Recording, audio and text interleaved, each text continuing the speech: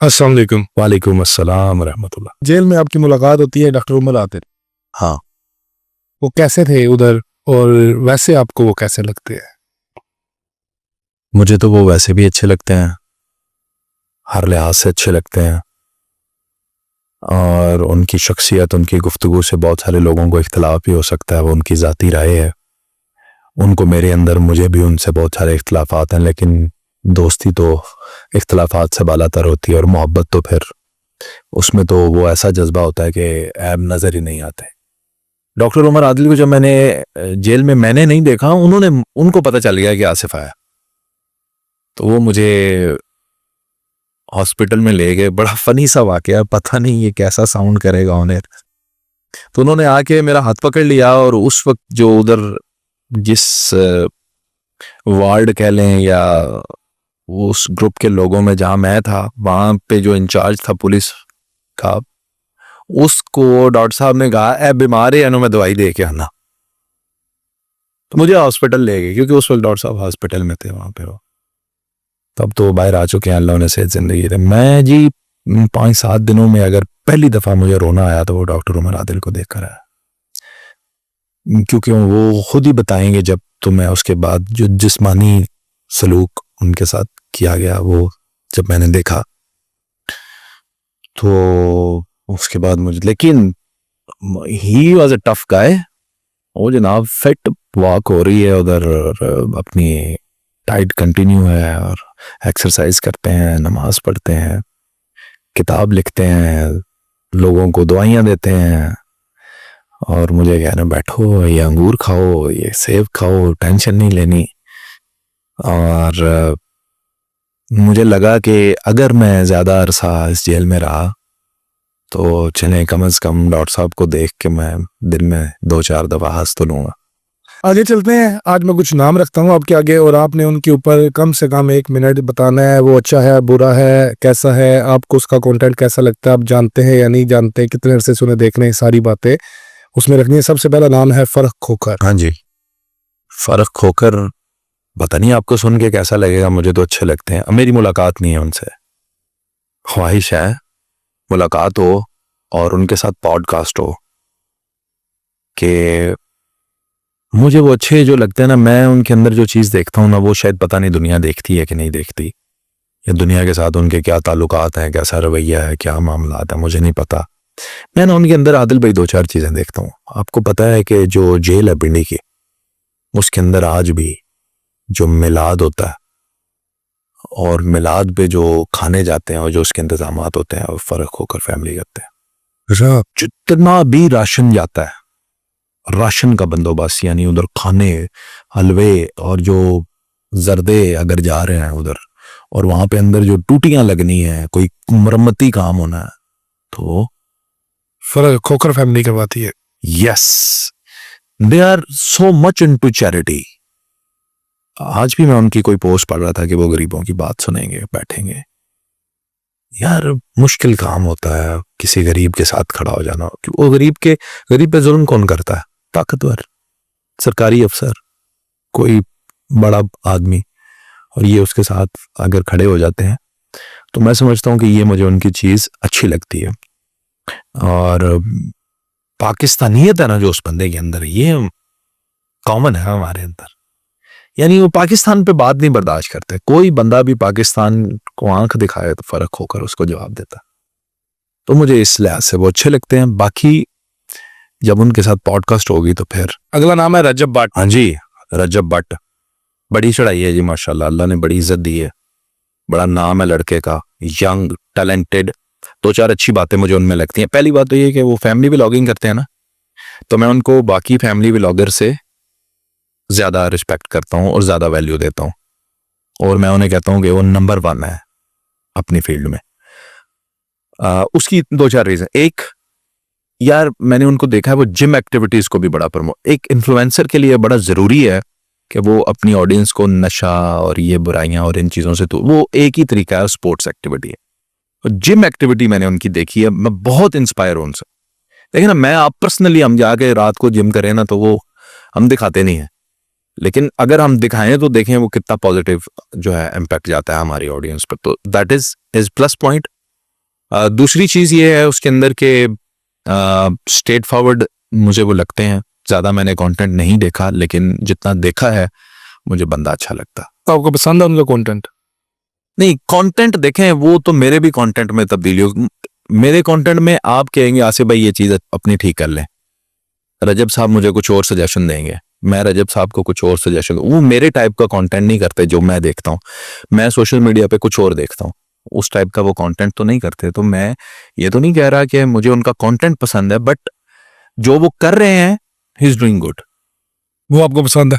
हाँ बंदा मैनू अच्छा लगता। चले। बंदे दो चार और गल्लां ऐसियां ने ਜਿਹੜੀਆਂ मैं ਤੁਹਾਨੂੰ ਦੱਸ ਨਹੀਂ ਸਕਦੀਆਂ, जिस दिन वो मिलिया ਉਹਨੂੰ ਦੱਸਾਂਗਾ यार तू ਇਹ ਗੱਲ ਜਿਹੜੀ करना ना, असल गल ਇਹ वजह है तेरे नाल मोहब्बत दी। नसीम विकी से आपकी मुलाकात हुई लाहौर में। वाह वाह। हम उनको स्टेज पे देखते हैं, कभी पाकिस्तान में कभी इंडिया में, तो जैसे उधर दिखते हैं वैसी शख्सियत है। यार मैं ना उनसे मिलने से पहले उन्हें इसी तरह जिस तरह आपने नाम लिया ना नसीम विक्की कहता था उनको।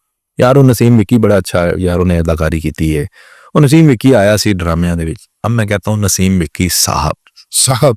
हाँ, अब ना उनकी पर्सनैलिटी को मैं साहब कहता हूँ। साहब इसलिए कहता हूँ कि वो अंदर से ना एक दरवेश आदमी है और कमाल की शख्सियत है। वो है ना इस गुलिस्तान में जितने बड़े हैं सब नीचे से ऊपर चढ़े हैं। वो देखें तंदूर वाले की लाइफ से लेकर अब नसीम विक्की होना, उन्होंने बहुत बड़ी जर्नी तय की है। मेहमान नवाज हैं, बड़े दिल के मालिक हैं, हमें इज्जत बड़ी दी, जानते ही नहीं थे फिर भी इतनी इज्जत दी, इतना प्यार दिया, अपने घर में बिठाया, टाइम दिया, पॉडकास्ट रिकॉर्ड करवाई, हर वो बात का जवाब दिया जो मैं पूछना चाहता था। He is great. तो मैं उन्हें साहब क्यों कह रहा हूं ये मैं छोड़ूंगा ऑडियंस के लिए कि आप मेरी उनकी पॉडकास्ट देख लीजिएगा, आपको पता लग जाएगा मैं साहब क्यों कह रहा हूं। वो इज्जत के काबिल शख्सियत हैं और मैं उनकी दिल से इज्जत करता हूं। As a comedian Kapil Sharma, Naseem Vicky? नहीं, Kapil Sharma is not a comedian comparatively. कई लोग कहते हैं जी नसीम विक्की तो कपिल शर्मा के सामने क्या है। भाई कपिल शर्मा नसीम विक्की के सामने क्या है? Why would I consider Kapil Sharma है तो अपने बंदे को खवाऊंगा ना। न्यूट्रल होके बताएं अपने बंदा क्या। न्यूट्रल?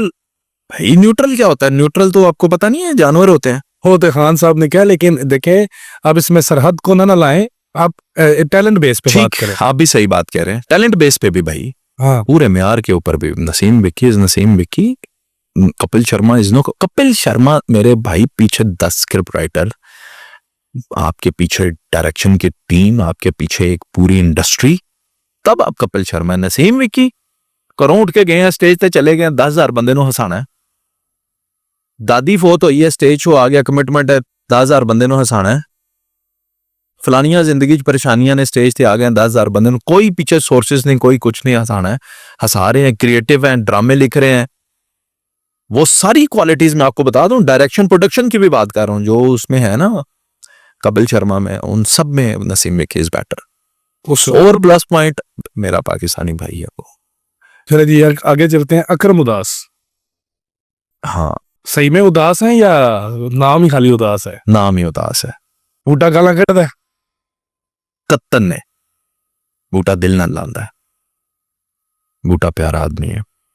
अकरम उदास साहब एक सुलझे हुए, मंजे हुए और संजीदा, और ऑब्जर्वेशन उनकी बहुत high, sense of humour on the top, और नो मिसकमिटमेंट, कोई उल्टी बात नहीं किसी के साथ, कोई उल्टा चक्कर नहीं, कोई हेरा फेरी नहीं, straight forward to the point, काम से मोहब्बत करने वाला, लोगों की इज्जत करने वाला। दैट इज जो मैंने ऑब्जर्व किया है अकरम उदास। आप घर चले गए ना अकरम उदास के, तो माफी चाहता हूँ अकरम उदास साहब, he is a great actor, हमारे बड़े भी हैं।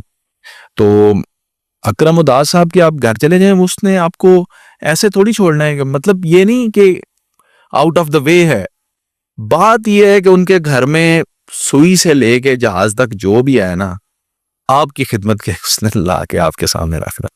भाईजान फ्रेंडली माहौल। कहा जाता है कि बहुत सारे जो आर्टिस्ट थे वो अकरम उदास साहब के पास रहते रहे लाहौर। हाँ, इस बात की मैं तस्दीक नहीं कर सकता क्योंकि यह गल मैं उन्होंने पूछी नहीं, तो उन्होंने भी जरफ है ना, दस दे भी नहीं है दिया करना, but he is a great. Qaiser Piya. I love it. मेरी ये ख्वाहिश है कि कभी मेरी कैसर पिया साहब से दोस्ती हो जाए।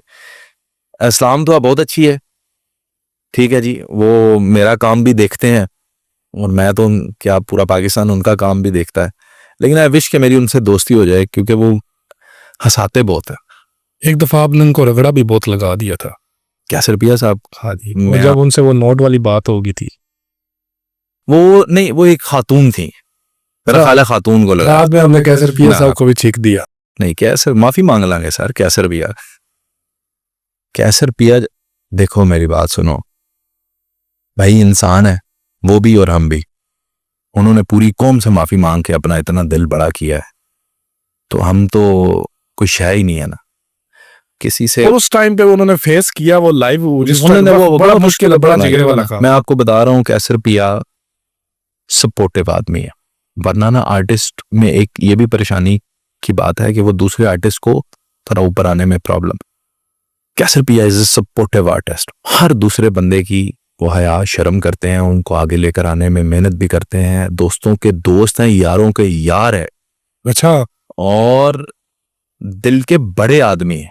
यानी मैं आज तक जितने स्टेज आर्टिस्ट से मिला हूं, अगर मुझे सबसे ज्यादा किसी ने इज्जत दी है तो कैसर पिया है, और सबसे कम अगर मेरा किसी के साथ ताल्लुक है तो वो भी कैसर पिया है। यानी मैं चाहता हूं, मेरी ख्वाहिश है कैसर साहब से मेरी बड़ी अच्छी दोस्ती हो जाए, लेकिन वो सलाम दुआ की हद तक है, मैं उसको ज्यादा मैं शोखियां मारूं मेरा बड़ा नहीं। लेकिन कैसर साहब जो है उन्होंने मुझसे मिलकर काम की तारीफ भी की मेरी, और पॉडकास्ट तो हमारी आई बड़ी फनी है, वो सोच सोच कर ही मुझे हंसी आ रही है, वो मैं आवाम के लिए छोड़ता हूँ, कभी सुनिए। आपका पसंदीदा, अवाम का पसंदीदा, कौन? मेरा पसंदीदा हकीम लोहा पार शरीफ आदमी। शरीफ आदमी। हाँ, वो आजकल उन्होंने लिखना शुरू कर दिया। फांस क्यों रहे हैं आप? क्या? पहले वो डॉक्टर साहब थे ना, कभी बड़ा ऑपरेशन करते थे, कभी छोटा ऑपरेशन करते थे। ना यार ना करो। पता है क्या आदिल, मैं एक सिचुएशन से गुजर के आया हूँ, वो मुझसे बड़ी परेशानी से गुजर के आए हैं।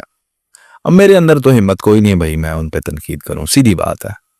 आपको रगड़ा कोई नहीं लगा हुआ तो आप हंस हंस के कह रहे हैं वो बड़ा ऑपरेशन करता था छोटा। उसका जो ऑपरेशन हुआ है ना, वो ना बड़ा होता है ना छोटा, वो महा ऑपरेशन होता है। बाज आएगा वो। आना चाहिए। मैंने फोन किया था उन्हें, ठीक है। उनसे बात की थी और उनसे रिक्वेस्ट की थी, और मेरी ख्वाहिश है मैं कभी जाके उनके मिल के, अब ऑनलाइन तो तनकीद कर ली ना, प्रोग्राम्स भी उनके खिलाफ कर लिए, इसीलिए किए थे। नियत तो यही थी कि वो ठीक हो यार, उन्हें पता लगे कि बंदे हमें देखते हैं, हमने ये काम नहीं करना। अब जाके वैसे भी मिन्नत अल्लाह करें यार अब, और वो ठीक हो जाएगा, अंदर उसके भी एक अच्छा आदमी मौजूद है। नहीं, वैसे भी वो जिस जगह से है वो अच्छा आदमी कर देते हैं। आपकी सुई ना वहीं पे अड़ी है। हाँ जी। ठीक है, और मैं आपको ये भी बता दूं, जी। जिस दिन वो आपको ले गए, हो सकता है आपको छुड़ाने की कीमत आदि पहुंच जाए। चलिए अल्लाह करे, जितने ज्यादा बंदे होंगे उतनी जल्दी वापस आएंगे।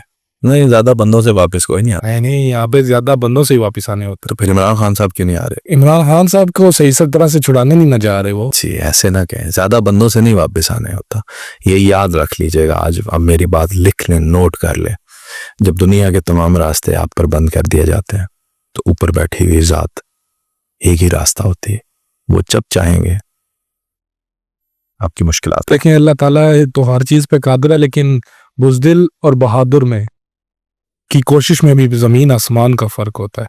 जिस दिन किसी बहादुर ने कोशिश की तो खान साहब भी बाहर होंगे। उम्मीद करते हैं जी जल्दी बात। गौरव आर्या।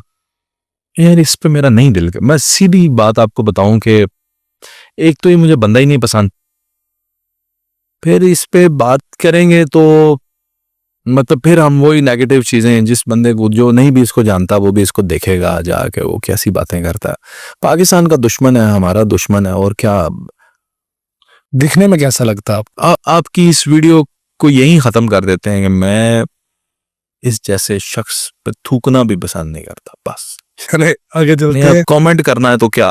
अच्छा जी, इंडिया पंजाब के सिंगर हैं जी, आपने इनका कंपैरिजन बताना है और इनकी जो लाइफ सिंगिंग जर्नी है वो बतानी है आपने, और आपको दोनों में से कौन सा पसंद है ये भी बताना है।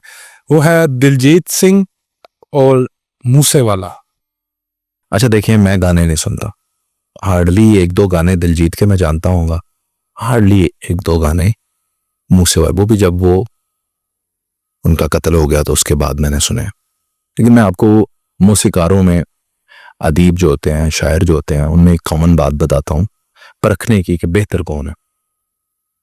ये जो परसोना है एक मौसीकी का इनके ऊपर, और इनकी पर्सनैलिटी है एक, और अवाम के अंदर मकबूलियत होती है, एक चार्म है, एक जुनून है, उसको ये अचीव करते हैं। इनके अंदर कैटेगराइजेशन में अगर आप देखें, दो कैटेगरीज में अगर आप इनको डिवाइड करें, तो एक वो होते हैं जो हर गाने को या हर अपने कलाम को इसलिए लिखते हैं कि वो मशहूर हो जाए, वो वायरल हो जाए और लोग उसे सुन लें।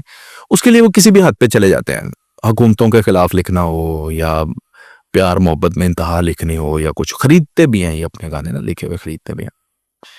इनमें जो ग्रेट राइटर था ना दोनों के अंदर, सिंगर कौन ग्रेट था ये तो अवाम ही फैसला करेंगे, मैं कोई इतना खान साहब तो होने का मुझे पता। जो राइटर ग्रेट था ना, दैट इज सिद्धू मूसेवाला। उसकी रीजन ये है कि वो अवाम की बात लिखता था, वो अवाम के दर्द की बात भी लिखता था, वो अपनी भी बात लिखता था, और फिर जो लिखता था वो अक्कासी करती थी उसके जज्बात की भी, वो सच लिखता था। इसीलिए हमारा ये दिलजीत जो है इस वक्त उनके ऊपर शोहरत का सितारा बहुत मेहरबान है, he is one of the top singers. दोनों पंजाब का सबसे बड़ा सिंगर मेरा ख्याल है दिलजीत ही होगा, लेकिन मेरा नहीं ख्याल कि दिलजीत उतना अच्छा लिखारी है जितना मूसेवाला था। जितना मूसेवाला था। और जो अवाम के साथ जितना इन है सिद्धू, रूट्स के साथ इतना जुड़ा हुआ शायद दिलजीत नहीं है जितना मूसेवाला था। दिलजीत में भी कुछ चीजें बहुत अच्छी। एक जो मैंने चीजें उनके कुछ इंटरव्यूज में देखी हैं कि वो शराब नहीं पीते, कोई भी नशा नहीं करते, और ना ही ऐसी चीजों को प्रमोट करते हैं। तो आर्टिस्ट अगर इसी तरह के हों तो वो अच्छे लगते हैं, बाकी उल्टी सीधी हरकतें करने वाले तो बहुत होता है। बिल्कुल ठीक। आगे चलते हैं। Pakistani cricket team captain Babar Azam versus Rizwan, कौन बेहतर है? में वर्सेस की क्या बात है ये यार, जो बाबर आजम और रिजवान की आप बात कर रहे हैं ना, क्रिकेट स्टार कोई भी हो, तारीख उठा के ले ले, इमरान खान से लेके अभी बाबर आजम तक हर बंदे को उठा के ले ले, ये वक्त बताता है कि कौन स्टार है, कौन अच्छा है। 4 सेंचुरियां लग जाएंगी, सीजन अच्छा लग जाएगा, 2 50 लग जाएंगी तो बाबर आजम बल्ले बल्ले, 3 दफा इकट्ठा आउट हो गया तो फारग। यही हारिस रऊफ था, छक्के खा रहा था कोहली से तो फारग, अब विकेटें ले रहा है तो ओके। यही शाहीन अफरीदी है, पहली बॉल पे आउट करता है तो शाहीन अफरीदी। ये जो स्टार होते हैं ना, इनकी डायरेक्ट जो है वो अवाम की एक्सपेक्टेशन इनसे बहुत हाई होती है, इन्होंने मैच जितवाना है तो ये स्टार है, मैच हरवाएंगे फिर ये स्टार नहीं है। तो अगर आप इनमें मुवाजनाती तौर पे पूछना चाहते हैं, इखलाकी तौर पे एज अ टीम कैप्टन यानी लीडर के टाइप, मुझे क्या पता टीम कैप्टन, मैं कोई नहीं आपने देखी नहीं कभी क्रिकेट? नो जी ना, मैं जब से ये इंडिया से आ रहे हैं मैं तो देखना ही नहीं पसंद करता, सीधी बात। लेकिन टीम कैप्टन जो था वो तो इमरान खान था, इमरान खान के बाद कोई टीम कैप्टन मुझे नहीं लगता कि पाकिस्तान को मिला है। चले अगला नाम है मेरे पास, वाह वाह, साकिब रजा मुस्तफाई साहब। ओए ओए ओए ओए, ये जी मोहम्मद रजा साकिब मुस्तफाई साहब। मोहम्मद रजा साकिब मुस्तफाई, ये वो नाम नहीं है कि जिस पे मेरे जैसा कमजरफ आदमी तबसरा कर सके या उन पे मैं कोई कमेंट कर सकूं। बहुत बड़ी शख्सियत हैं, और सिर्फ इस वजह से नहीं कि वो मजहबी अलूम में माहिर हैं और दीन की बात करते हैं, सिर्फ इस वजह से नहीं, बल्कि अल्लाह करीम ने उनको जो पर्सनालिटी दी है वो न सिर्फ दीनी अलूम में एक बेहतरीन शख्सियत हैं, बल्कि अमली दुनिया में भी एक बड़े ही बेहतरीन इंसान है। अच्छा, उसकी 2-4 रीजंस हैं कि आप 5 वक्त की नमाज तो पढ़ लेते हैं, अब बयान भी बहुत अच्छा कर लेते हैं, लेकिन कोई साहिल आपके पास आता है, आप बात नहीं सुनते हो, आप कहते हैं चलो चलो उठ के। क्या ही मैंने उनके अंदर दरवेशी देखी है कि हम गए और मैंने यमीन भाई से ये इजहार किया कि हम नमाज, मैं चाहता हूं कि मैं साकिब रज़ा मुस्तफ़ाई साहब के पीछे नमाज पढ़ लूं ये मैं। तो उन्होंने कहा अच्छा देखते हैं। हामी भरी उन्होंने, जोर का वक्त था, फिर हमने जोर, वो नहीं आए तो हमने जोर शुरू कर दी, सलाम फेरा तो साथ खड़े थे, मैं साथ खड़े थे, नमाज पढ़ रहे थे और मैंने पहचाना ही नहीं इस तरह सादा लिबास। एक चीज दूसरी, जितने भी लोगों को मैंने देखा, छोटा बड़ा कोई भी शख्स था, उस दिन जो उनसे मिलने आया था वो सबको वक्त देते थे, वक्त देते थे और पहचानते इज्जत। थे। हाँ, नाम नहीं भूलते बंदे का, उसको याद रखते हैं, उसके काम को याद रखते हैं, इज्जत देते हैं। फिर एक और बात ये कि दर्दे दिल रखते हैं। अब ये मैं उनकी इजाजत के बगैर ही आपको ये बात बताऊं तो मेरी उनसे मुलाकात हुई जेल से रिहाई के बाद, और उस मुलाकात में उन्होंने कहा कि आसिफ मैंने आपका जेल से रिहाई के बाद जो व्लॉग है वो देखा है।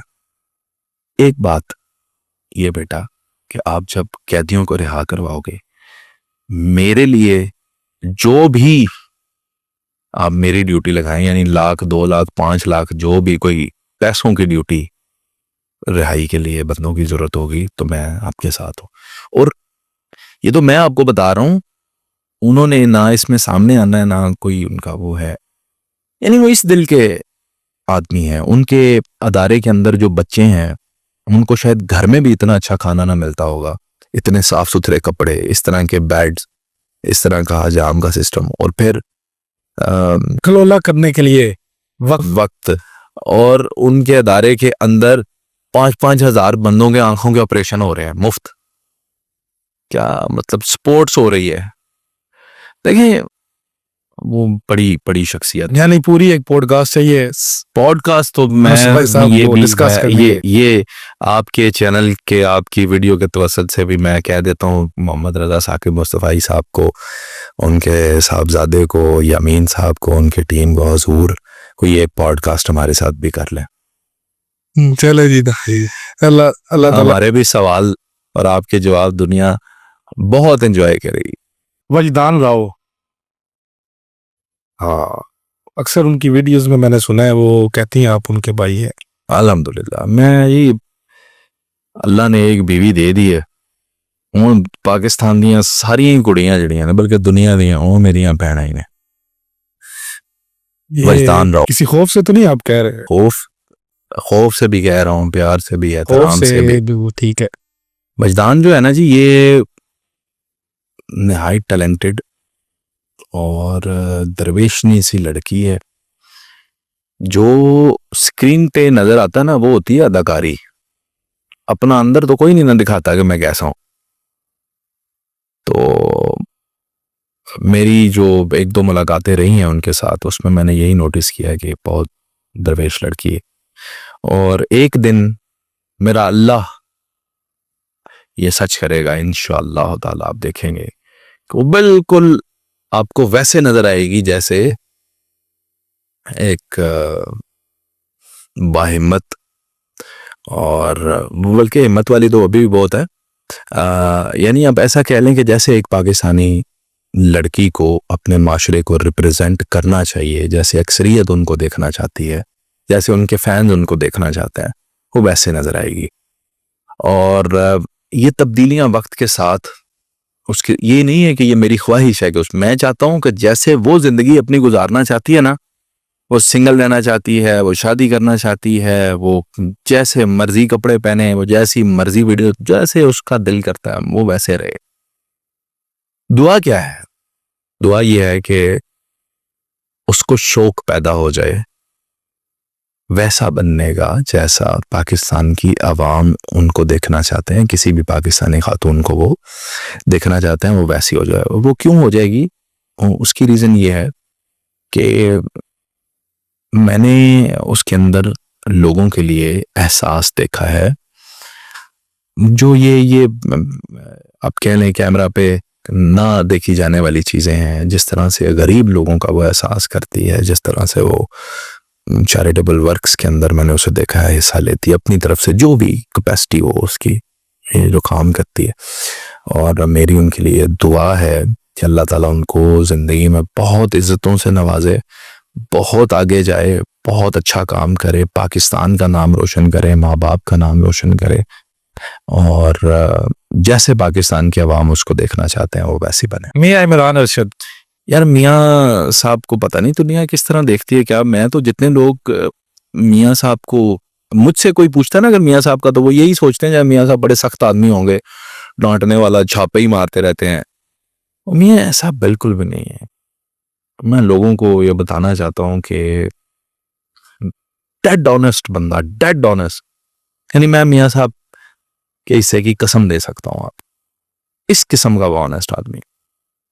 और उसके साथ ही साथ फैमिली से, अपनी से बहुत मोहब्बत करने वाला, लोगों का एहसास कर, लोगों को लगता है वो सिर्फ नंगा ही करते हैं लोगों को, और यार आपने देखा ही नहीं उसको, लोगों का वो एहसास कितना करता है, वो लोगों का ख्याल कितना करता है।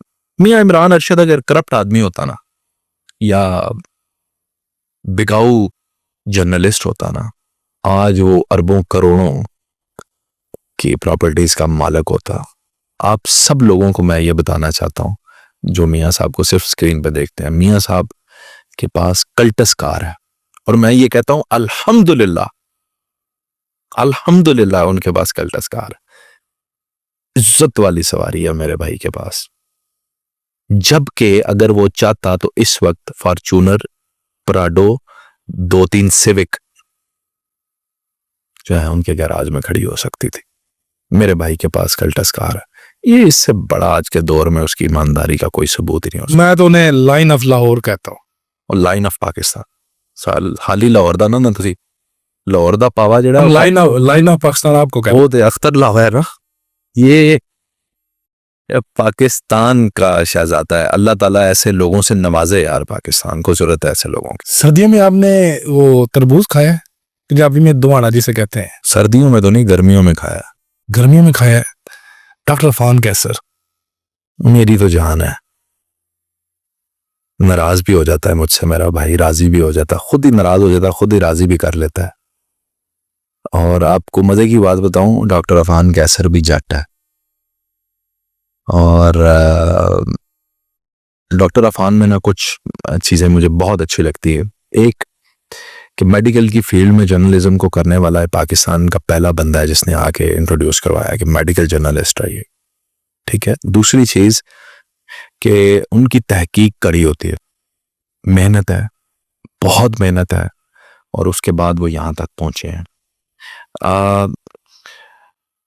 जो उस बंदे की काबिलियत है, जितना वो बिजी है, उसके बावजूद जो उनकी जो कमिटमेंट्स हैं, यानी अगर मैं आपसे कहूँ ना कि मैंने मंडे को लाहौर बनाना है, डॉक्टर अफान कह रहे, इट्स नियरली इम्पॉसिबल। ये नहीं, वजह पता है क्या है आपको? ये नहीं कि वो मुझसे प्यार नहीं करते, या कोई और बुलाएगा, या आप साहब बुलाएंगे, या कोई और दोस्त बुलाएगा तो वो नहीं आएंगे, ये नहीं है। बात यह है कि वो जिन पेशेंट्स के साथ कमिटमेंट कर लेते हैं ना, वो कहते हैं यार मैंने इनको मिलना ही मिलना है। वो पता नहीं उसको क्या बीमारी होगी बेचारा, कितना सीरियस होगा मुझे मिलने के लिए, तो जो एक डे ऑफ रखते हैं उसी में वो ज्यादा सफर कर लेते हैं। So he is a good man. आगे आपने इतने लोगों का कहा कि आप उनके साथ पॉडकास्ट करना चाहते हैं, मैं इनके साथ करना चाहता हूँ। डॉक्टर साहब के साथ आप पॉडकास्ट करना चाहते हैं? कब करवा रहे हैं आप? इंशाल्लाह जल्दी डॉक्टर साहब से कह लेंगे, डॉक्टर साहब बहुत रिगार्ड करते हैं। पॉडकास्ट जो है वो कम करते हैं लोगों के साथ, लेकिन ज़रूर वक्त देते हैं। आपको भी वक्त इंशाल्लाह ज़रूर इनायत करेंगे, और आपके सवालात का जवाब भी देंगे। डॉक्टर महरम मोइज, वाह, ग्रेट पर्सनालिटी। देखिए दुनिया में डॉक्टर महरम मोइज जैसे लोग बहुत मौजूद हैं, लेकिन मैं समझता हूँ पाकिस्तान अभी महरम मोइज को हजम करने के लिए तैयार ही नहीं। महरम मोइज ना कोई 20 साल 30 साल पहले पैदा हो गई पाकिस्तान के अंदर, बाद पैदा होना चाहिए था। हाँ, 20-30 साल बाद पैदा होती ना, तो फिर ये डॉक्टर महरम मोइज ना होती, फिर क्या होती? यानी फिर वो ऐसी ना होती। हाँ, ये तो मुझे नहीं पता, लेकिन वो ना जो बात जिस एंगल से आप देख के कह रहे हैं 20 साल बाद जो वो बात कहती हैं, वो ये सर्कमस्टांस देखती ना तो वो इस तरह होती भी ना। हाँ ये भी है। वो इस सोसाइटी में रहते हुए जिस जुर्रत से वो लगी हुई हैं और जो वो काम कर रही हैं अपनी कम्युनिटी के लिए, और जिस तरह से उन्होंने फेस किया है इस जेंडर की जंग के अंदर अपना आप मनवाने के लिए जो उन्होंने काम किया है, मैं तो मर्दों से भी ज्यादा हिम्मत वाली उसे खातून कहता हूँ और उनकी दिल से रिस्पेक्ट करता हूँ, क्योंकि ब्रेव भी हैं, लॉयल हैं, ऑनेस्ट हैं अपने बारे में, अपने विजन के बारे में, अपने नजरियात के बारे में, अपने लोगों के बारे में। There is one thing unexplored about doctor मैरम मोइस, जो उनका वादा तो हमारे साथ है, पता नहीं कब वफा होगा, कि there is a very spiritual being of her. वो अभी लोगों को ज्यादा पता नहीं है क्या वो स्पिरिचुअल चीज, और उस एंगल से अभी तक मेरा ख्याल है कोई ज्यादा गुफ्तगू भी नहीं हुई है उनके साथ। तो I wanted to have a podcast with her on spirituality. बहुत हो गया ना सेक्सुअलिटी पे बात, जेंडर पे बात, आपकी ये ना क्या हुआ कैसे हुआ, ये बहुत हुआ। अब उनसे पूछेंगे कि रूहानियत में आपके साथ क्या हुआ, रूहानियत में आप कहाँ हैं, वाह ये बातें हैं। अब देखें जब हमने अब उनसे ये बात पूछनी है, लोगों ने फिर सानू गाला कढ़नियां ने, भाई इससे क्यों पूछ रहे हो, क्योंकि मैं तो एक दफा नात पढ़ रहा था तो मुझे एक बंदे ने नीचे लिख दिया इस मुंह से नात क्यों पढ़ रहे हो।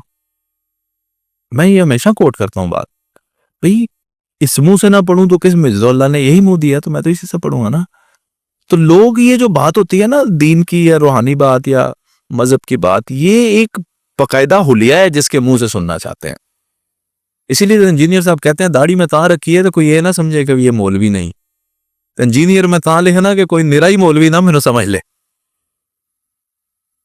इंजीनियर साहब की क्या बात है। खैर अगला नाम है जाकिर वसीम बलोच। मैं जी उनका बड़ा मशकूर हूँ, ममनून, उनकी बड़ी इज्जत करता हूँ, ख्वाहिश रखता हूँ कभी मुलाकात भी इंशाल्लाह हो भी जाएगी। उन्होंने बाज़-औक़ात मेरी वीडियोस के ऊपर भी तबसरा किया और जिस मेंबर पे बैठ के किया, मैं उनकी बड़ी अकीदत बड़ी इज्जत करता हूँ। ज़ाती तौर पे मेरी कोई मुलाकात नहीं है उनसे, और वो जिस दिन हो जाएगी तो मैं बेहतर राय कायम कर सकूँगा और बेहतर कमेंट भी कर सकूँगा। फ़िलहाल के लिए तो मैं उनका मशकूर हूँ, शुक्रिया भी अदा करना चाहता हूँ जो उन्होंने मेरी कोई एक आधी वीडियो पे कोई तबसरा किया है। मैं ये समझता हूँ कि जिस मेंबर पे किया उसके लिए मैं उनका मशकूर। माँ जी के साथ वीडियोस कब आना शुरू होंगे? कभी भी नहीं। क्यों जी? बस मेरा नहीं दिल करता कि मैं इस कौम को माँ जी के साथ वीडियोस दूं। पहली बात तो ये है कि मैं खुद फैमिली व्लॉगिंग को यार कंडेम करता हूँ, तो मैं ही माँ जी के साथ वीडियोस करना शुरू करूँ, ये क्या तुक बनता है भाई, लोगों से बना है तो मेरे से ला ले। पहली तो बात ये है। दूसरी बात ये है कि माँ जी के साथ या बापू जी के साथ या चाचू जी के साथ वीडियोस आनी चाहिए, लेकिन जहां पे लोग बुजुर्गों की ताजीम करना जानते हो। यहां पे होगा ये कि कल को किसी सियासी जमात का बंदा मुझ से मेरे किसी सियासी इख्तलाफ की वजह से मेरी माँ को गाली देगा। हाँ, वैसे भी दे देगा। इधर काम बख्शते हैं, आप तलावत कर रहे हो नीचे गाली लिखने वाला लिख देगा जी। तो फिर ऐसी कौम के सामने अपनी माओ बहनों को क्यों लेकर आना, आपको क्या तकलीफ क्या है? चले कौन सा शऊर है जो आप इनको देना चाहते हैं? शऊर तो वही था कि माँ बेटे का, जिसमें से हमने कितने केसेस ऐसे निकाले थे एनजीओ। छोड़ दें, वो मैं जानूं, मेरा अल्लाह जाने, मेरी माँ जाने, मैं जानूं। मैंने जो उनके साथ फन करना होता है, जो उनसे मोहब्बत लेनी होती है, जो वो हम अपनी, आपको पता ही है, सुबह से लेकर शाम तक हमारा तो चालू रहता है। किसी ने हमारा शुगल देखना है तो हमारे मेहमान बने, घर आए, तशरीफ लाएं, क्या खिलाएंगे? जो हमारे पास, जो हमारी औकात होगी इंशाल्लाह। आज क्या पका हुआ है? ये भी नहीं पता आदिल भाई।